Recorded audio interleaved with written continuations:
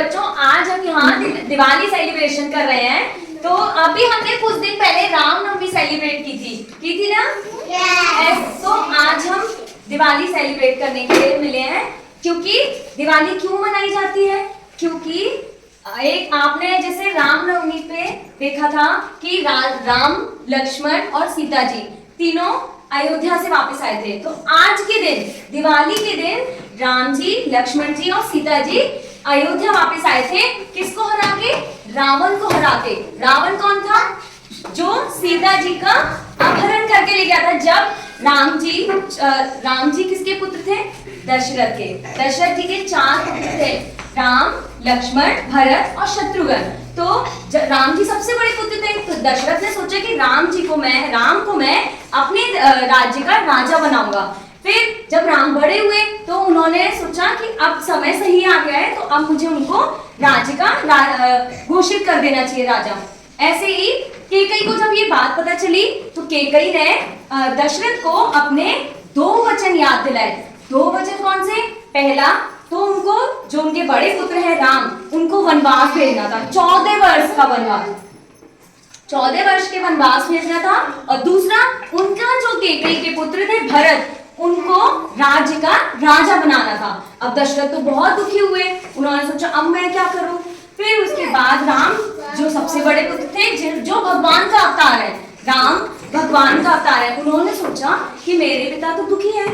वो खुद ही उन्होंने बोला कि पिताजी आप दुखी ना हो, मैं 14 वर्ष के वनवास चला जाऊंगा। लेकिन उन्होंने मना किया कि नहीं राम आप मत जाओ। लेकिन राम ने कहा नहीं, आपका वचन मेरे लिए सबसे पहले है। तो राम जी के साथ सीता जी और सीता जी के साथ लक्ष्मण जी तीनों वन को चले गए। जब वो वन गए वहां पे रावण आया। रावण सीता को उठा के ले गया।